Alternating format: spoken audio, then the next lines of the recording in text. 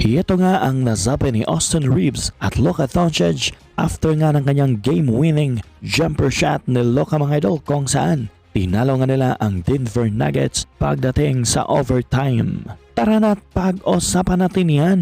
Pero bago natin pag-usapan yan mga idol, dito muna tayo. Maraming ang mga NBA at Lakers fans ang napahanga dahil nga sa ipinapakitang leadership ni LeBron James sa kanyang koponan sa naging laban nila kontra sa Denver Nuggets mga idol. Dahil during the game nga mga idol, abay rinig nga ang pagiging vocal ni LeBron James mula sa opensa, most especially nga sa kanilang depensa. Dahil dito nga sa clip na to mga idol, maririnig mo nga na tinuturoan nga ni LeBron James ang kaniyang mga kakampi kung paano nga ba ang magandang depensa. Although hindi naman makikita kung sino nga mismo ang tinuruan niya, pero very vocal nga siya sa gagawing defensive play. At heto, panoorin natin si LeBron James mga idol.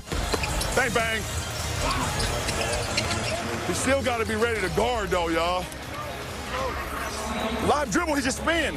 And then once he got his body on you, I think being here, like, use one hand as a director and then the other one just to kind of disturb the passing. At sobrang napahanga na nga lang si Coach JJ Redick kay LeBron mga idol after nga ng kanyang ginawang hustle play ni LBJ sa last minutes ng fourth quarter kung saan makikita mo nga mga idol ang hustle play ni LeBron James para lang makuha ang bola. At ayon mga kay Coach Redick mga idol, kahit ni minsan nga raw sa loob ng 23 season na paglalaro ni LeBron James sa NBA, abay ngayon pa nga lang daw niya nakitang nag-fall out extension dive si LBJ para lang makuha ang bola, which is awesome nga raw at nagresulta nga raw yan sa isang game-winning play sa kanilang koponan. 23 years of watching you play in the NBA, and the 3 years I watched you play in high school, I never saw you make a full out extension dive like that. It's awesome. I know he'll feel that tomorrow.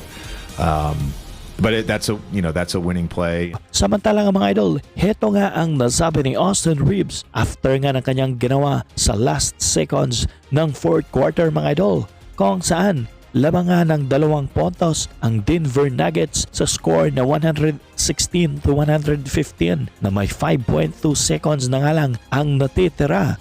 At kailangan nga niyang i-mintes ang second free throw niya para sa possible offensive rebound, which is ganda nga ng kanyang plano mga idol dahil nakuha nga niya ang bola after ng kanyang miss free throw at naipasok pa nga niya ang kanyang floater shot na nagtabla at napunta sa overtime ang laban. Ayon pa nga kay Austin Reeves mga idol na nagkaroon nga raw siya ng mga mistake pero kailangan nga raw niyang mag-move on para sa kanilang gagawing next play, which is ang imintes nga raw ang kanyang second free throw. Dagdag pa nga ng AR mga idol na hindi nga lang daw niya ngayon nagawa ang ganong bagay dahil nung nasa AAU pa nga lang daw siya ay nagawa niya na nga daw ang ganyang mga play. Done it before, yeah. So, long time ago in the AAU, I tried. Samantalang mga idol, after nga ng game-winning shot na Luka Doncic kontra sa Denver Nuggets, abay may nasabi nga rin siya. Ayon pa nga sa kanya na plano naman daw talaga nila na siya nga raw mismo ang mag-execute